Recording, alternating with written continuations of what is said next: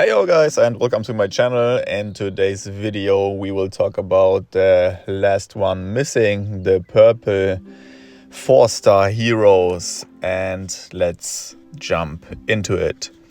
So we don't have one in Sheddingdale, none in Light Tower, and then we have Sammy. Yeah, Sammy is a pretty solid hero that can work pretty well on defense.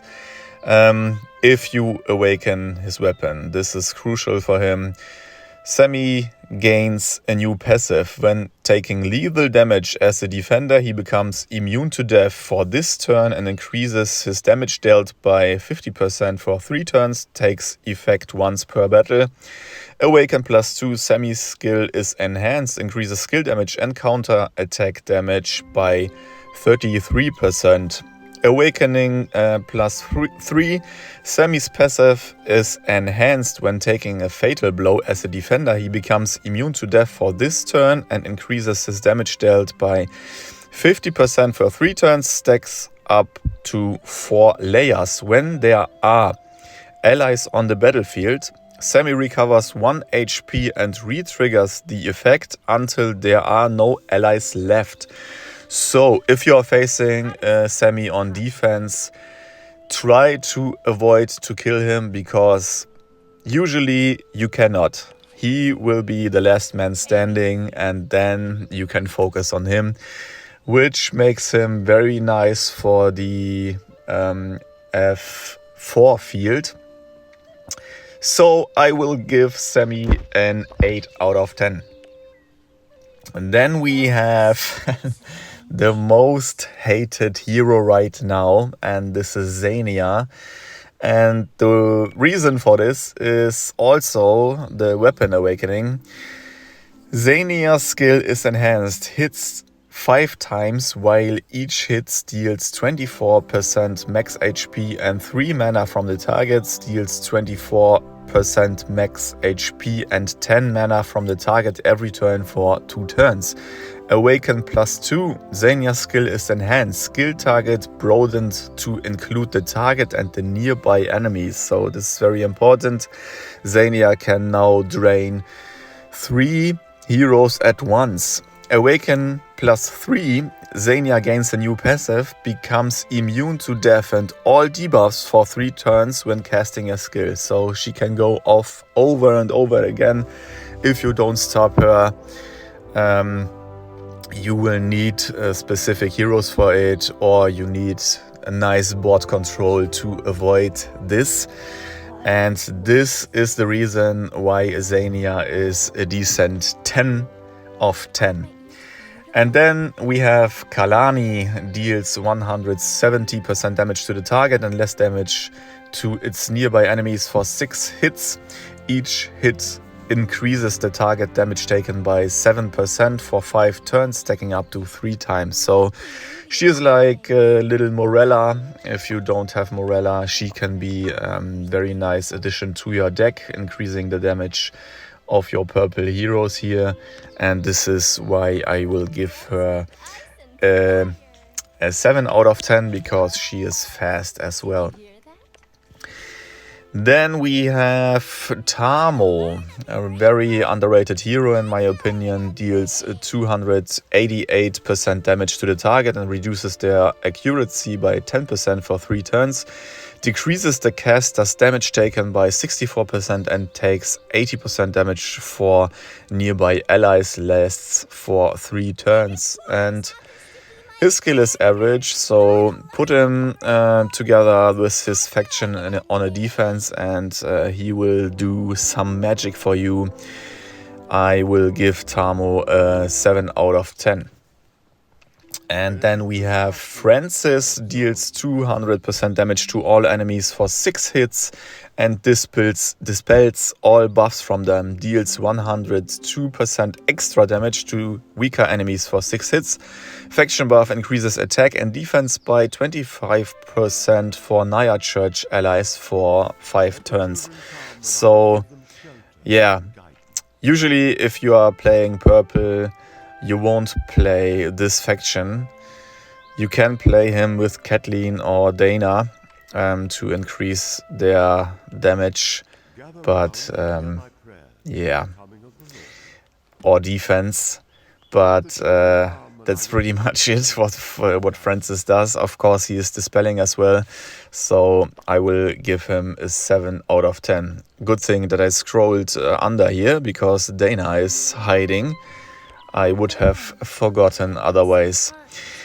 Kathleen heals all allies for 30% of their cast's max HP and increases lifesteal of all purple allies. And this is very important. So if you charge your heroes and Kathleen is full and all the other heroes, try to make Kathleen go off first, because lifesteal is increasing then for the rest of your heroes, and they can heal by doing skill damage. So Kathleen is a pretty nice healer if you don't have Valerie for purple, so she will get an 8 out of 10.